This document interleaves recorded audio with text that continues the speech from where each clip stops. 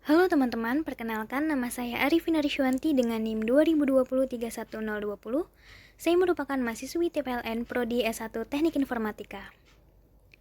Saat ini saya ingin mengajak teman-teman semua untuk belajar bersama mengenai pengantar sistem multiprosesor. Nah, di sini ada pengertian multiprosesor. Jadi, multiprosesor itu merupakan sistem komputer dengan lebih atau dua CPU identik yang membagi akses secara penuh kepada common RAM melalui shared memory multiprosesor. Nah, multiprosesor ini bisa juga dikatakan sebagai sistem untuk mendukung lebih dari satu prosesor dan mengalokasikannya kepada prosesor-prosesor tersebut. Pada multiprosesor ini, kemampuan eksekusi dalam pemrosesan terhadap beberapa proses perangkat lunak pada sistem serentak. Multiprosesor memiliki model yang berkembang menjadi software menggunakan bersama sebuah ruang alamat virtual tunggal. Nah, modelnya ini dipetakan pada memori bersama, digunakan untuk membaca atau menulis sebuah kata memori, menjalankan instruksi load dan store,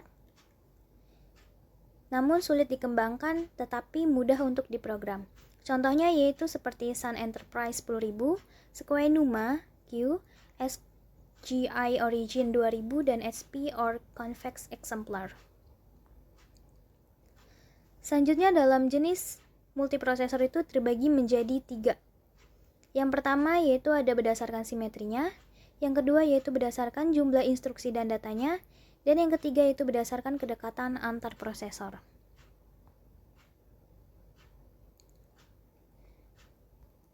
Nah, di sini berdasarkan simetrinya terbagi menjadi 4. Yang pertama ada AMP yaitu Asymmetric Multiprocessing, yang kedua ada SMP yaitu Symmetric Multiprocessing, yang ketiga ada Non-Uniform Memory Access atau NUMA Multiprocessing, dan yang terakhir ada Clustering. Yang pertama dulu yaitu ada AMP atau singkatan dari Asymmetric Multiprocessing. Dia menggunakan penjadwalan master-slave multiprosesor. Nah, master prosesor ini disebut juga sebagai satu prosesor yang utama yang bertugas untuk menjadwalkan dan mengalokasikan proses yang akan dijalankan oleh slave prosesor.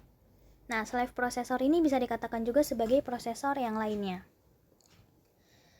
Nah, pemrosesan yang banyak tidak menyebabkan penurunan kinerja. Dengan metodenya yang sederhana, kenapa dikatakan sederhana? Karena hanya satu prosesor yang mengakses struktur data sistem dan juga mengurangi data sharing. Nah, misalnya, prosesor master memilih proses yang akan dieksekusi, kemudian mencari prosesor yang tersedia dan memberikan instruksi start atau mulai kepada prosesor. Cara kerja dari AMP ini yaitu yang pertama, prosesor slave itu akan memulai eksekusi pada lokasi memori yang dituju. Lalu saat slave itu mengalami sebuah kondisi tertentu, prosesor slave akan memberi interupsi kepada prosesor master dan berhenti untuk menunggu perintah selanjutnya. Lalu, prosesor slave ini yang berbeda dapat ditujukan untuk suatu proses yang sama pada waktu yang berbeda. Nah, pada master prosesor mengeksekusi OS dan menangani I/O atau input-output. Nah, sedangkan sisanya itu tidak memiliki kemampuan input-output yang disebut dengan Attention Processor atau APS. Nah, APS ini akan mengeksekusi kode-kode user di bawah pengawasan master prosesor. Selanjutnya yaitu ada Symmetric Multiprocessing atau SMP. Nah, pada komputer standalone dengan karakteristik berikut ini menurut William Stallings, terdapat 2 atau lebih prosesor yang sama dengan kapasitas yang sebanding. Lalu prosesor itu akan membagi I/O dan memori yang sama. Lalu prosesor terkoneksi oleh bus atau koneksi internal yang lainnya. Lalu selanjutnya ada waktu akses memori kira-kira sama pada setiap prosesor. Seluruh prosesor membagi akses I/O baik pada channel yang sama maupun berbeda dengan memberikan path ke device yang sama. Lalu seluruh prosesor mengerjakan fungsi yang sama yang disebut dengan Hedge Symmetric. Lalu ada juga sistem dikontrol oleh OS yang terintegrasi menyediakan interaksi antara prosesor atau interaksi terjadi pada job, task, file, data pada level-level elemen, dan yang lainnya. Nah, SMP ini merupakan tightly complete system yang memiliki lebih dari satu prosesor dan dapat berkomunikasi dengan membagi bus, clock, perangkat memori, dan peripheral yang lainnya.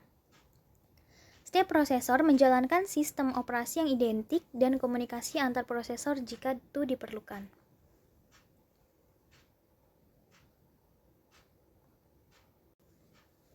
Pada symmetric multiprocessing atau SMP ini juga memiliki penjadwalan. Nah, ini yang menjadikan setiap prosesor itu menjadwalkan dirinya sendiri atau self-scheduling.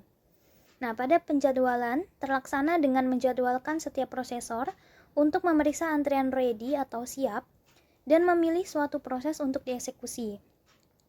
Nah, jika suatu sistem multiprosesor scheduling mencoba mengakses dan mengupdate suatu struktur data, maka penjadwal dari prosesor tersebut harus diprogram dengan hati-hati. Atau secara virtualnya, semua sistem operasi modern akan mendukung dari SMP. Contoh OS pendukungnya itu ada Windows XP, Windows 2000, Windows Vista, Solaris, Linux, Mac OS 10, dan yang lainnya. Lalu selanjutnya ada Non-Uniform Memory Access atau NUMA Multiprocessing. Di sini yang artinya yaitu memori komputer rancangan yang digunakan dalam multiprosesor dengan waktu akses memori tergantung pada lokasi memori relatif terhadap prosesor. Nah, tahapan pemrosesannya yaitu dari shard memory secara fisik itu didistribusikan ke semua prosesor atau lokal memory, dan kumpulan dari lokal memory membentuk ruang alamat global yang dapat diakses oleh semua prosesor. Nah, dapat mengakses juga lokal memory lebih cepat dengan lokal prosesor, sedangkan akses ke memori yang jauh diberikan ke prosesor lainnya yang kapasitasnya lebih besar untuk ditambah delay melalui interkoneksi jaringan. Lalu akan ditambahkan ke multiprosesor sistem dengan 3 pola akses memori yang tercepat. Nah, ini dimulai dari yang tercepat. Yang tercepat itu ada akses ke local memory, akses ke global memory, dan yang paling lambat yaitu ada akses dari memori yang jauh. Nah, sekarang yang berdasarkan jumlah instruksi dan datanya. Ini menurut taksonomi Flynn. Terbagi menjadi 4. Yang pertama ada SISD, yaitu Single Instruction, Single Data Stream. Lalu yang kedua ada SIMD atau Single Instruction Multiple Data Stream. Yang ketiga ada Multiple Instruction Single Data Stream atau yang disebut dengan MISD. Dan yang terakhir ada MIMD atau Multiple Instruction Multiple Data Stream. Nah, di sini ada SISD dulu, yaitu Single Instruction on Single Data Stream. Dia ini menggunakan arsitektur von Neumann. Kenapa dikatakan satu-satunya sebagai arsitektur von Neumann ini? Karena hanya digunakan satu prosesor saja, atau yang biasa kita sebut dengan komputasi tunggal. Lalu komputer ini tidak memiliki cara untuk melakukan paralelisasi terhadap instruksi atau data. Nah, ciri-ciri dari SISD ini yaitu yang pertama, memiliki satu prosesor uniprosesor. Nah, ini satu prosesor itu juga bisa disebut dengan uniprosesor. Lalu satu instruksi stream. Lalu yang ketiga ada datanya disimpan di satu memori. Nah, contohnya ini seperti UNIVAC 1, IBM 360, CDC 7600, dan yang lain sebagainya. Ini komputer mampu memproses banyak aliran data dengan hanya satu instruksi atau operasi paralel. Ini menggunakan banyak prosesor dengan instruksi yang sama, namun setiap prosesor itu mengolah datanya itu berbeda. Ciri-cirinya yaitu instruksi mesin tunggal, eksekusinya dikendalikan secara simultan, sejumlah elemen proses dengan setiap instruksi dieksekusi dalam set data yang berbeda oleh proses yang berbeda juga. Nah, contohnya itu seperti ILIAC 4, MASPAR, CRY-XMP, CRY-YMP, dan yang lain sebagainya. Lalu yang ketiga yaitu ada MISD atau Multiple Instruction on Single Data Stream. Ini merupakan komputer yang dapat melakukan banyak instruksi terhadap satu aliran data. Nah, ini menggunakan banyak prosesor dengan setiap prosesor menggunakan instruksi yang berbeda namun mengolah data yang sama. Nah, ciri-cirinya itu yaitu yang pertama ada satu aliran instrukis, lalu yang kedua ada banyak aliran data, yang ketiga belum dapat diimplementasikan dengan baik. Nah, oleh karena itu belum ada juga contoh komputer yang dirilis secara massal. Jadi baru masih percobaan aja, belum ada produksi massal gitu. Lalu yang terakhir yaitu ada MIMD atau Multiple Instruction on Multiple Data Stream. Ini merupakan komputer yang memiliki beberapa prosesor yang bersifat otonomus yang mampu melakukan instruksi berbeda pada data yang berbeda juga. Nah, ini menggunakan banyak prosesor dengan setiap prosesor memiliki instruksi berbeda dan mengolah data yang berbeda juga.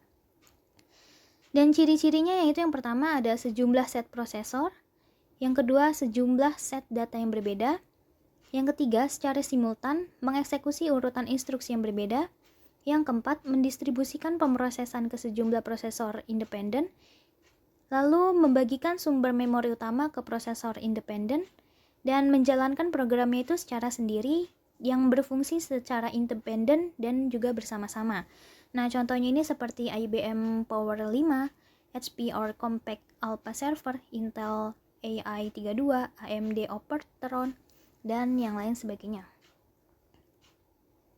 Nah, selanjutnya yaitu berdasarkan kedekatan antar prosesor. Ini terbagi menjadi dua. Yang pertama ada loosely coupled, yang kedua ada tightly coupled. Yang pertama ada loosely coupled, yaitu menggunakan memori lokal atau multikomputer untuk mendistribusikan komputasi di antara beberapa prosesor. Nah, prosesor ini akan berkomunikasi dengan prosesor lain melalui saluran komunikasi. Misalnya bus kecepatan tinggi atau saluran telepon. Nah, setiap site memiliki prosesor, memiliki memori lokal dan clock sendiri, namun semua resource dapat diakses dari setiap site. Nah, prosesor yang dijalankan pada komputer yang berbeda modul saling berkomunikasi dengan bertukar pesan melalui MTS. Lalu selanjutnya ada tightly coupled, yaitu konsep antarmuka yang mendukung koordinasi secara global atau multiprosesor. Nah, prosesor ini akan berkomunikasi antara satu dengan yang lainnya dengan cara berbagi memori utama. Nah, kecepatan komunikasi dari satu prosesor ke yang lainnya tergantung pada bandwidth memori. Nah, sejumlah memori lokal kecil atau buffer atau cache ini kemungkinan terdapat pada setiap prosesor untuk memperbaiki kinerja. Nah, yang tadi yaitu merupakan pengertian atau pembahasan dari multiprosesor. Nah, sekarang yaitu pembahasan melalui multikomputer. Multikomputer itu merupakan sistem dengan banyak prosesor yang terhubung bersama untuk menyelesaikan suatu masalah. Nah, setiap prosesor ini memiliki memori sendiri, independen, dan hanya dapat diakses oleh prosesor tertentu atau sistem memori terdistribusi. Nah, prosesor dapat berkomunikasi satu sama lainnya melalui jaringan interkoneksi. Ciri-ciri dari multikomputer ini ada 5 yang saya cantumkan. Yang pertama yaitu setiap CPU memori lokal yang sendiri dapat diakses dengan menjalankan instruksi load dan store. Lalu tidak dapat diakses oleh CPU lain. Yang ketiga memiliki satu ruang alamat fisik per CPU. Yang keempat mudah untuk dikembangkan namun sulit untuk diprogram. Nah, contohnya ini seperti SP2 IBM, Option Red Intel, or Sandina, dan Cow Wisconsin. Nah, di sini terdapat beberapa perbedaan multiprosesor dan multikomputer. Dari multiprosesor ini berdasarkan definisinya sudah beda. Yang pertama yaitu definisi dari multiprosesor yaitu sistem dengan 2 atau lebih CPU yang memungkinkan pemrosesan program secara simultan. Sedangkan definisi dari multikomputer itu yaitu sekumpulan prosesor yang terhubung oleh jaringan komunikasi yang bekerja sama untuk menyelesaikan masalah komputasi. Nah, menurut indikator yang kedua yaitu indikator pemrograman, multiprosesor itu lebih mudah untuk diprogram, sedangkan multikomputer itu lebih sulit untuk diprogram. Lalu indikator ketiga yaitu konstruksinya, multiprosesor itu lebih sulit dan jatuhnya itu lebih mahal untuk diproduksi. Dan multikomputer itu lebih mudah dan juga lebih hemat untuk diproduksi. Dalam penggunaannya, multiprosesor itu akan mendukung komputasi paralel, sedangkan multikomputer itu akan mendukung komputasi yang terdistribusi. Nah, di sini ada kombinasi multiprosesor dengan multikomputer. Ini terbagi menjadi 3. Yang pertama ada rancangan yang dapat diskalakan. Ini merupakan sebuah rancangan komputer paralel yang dapat beroperasi dengan baik sebanyak apapun CPU itu diparalelkan. Yang kedua, Distributed Shared Memory atau DSM. Ini merupakan memori bersama yang menyediakan satu ruang alamat virtual bersama dengan penghalaman pada sistem keseluruhannya. Dan yang ketiga yaitu ada sistem runtime bahasa, yaitu bahasa pemrograman yang menyediakan abstraksi memori bersama diimplementasikan oleh compiler dan sistem runtime. Dan yang terakhir yaitu ada kinerja komputer paralel.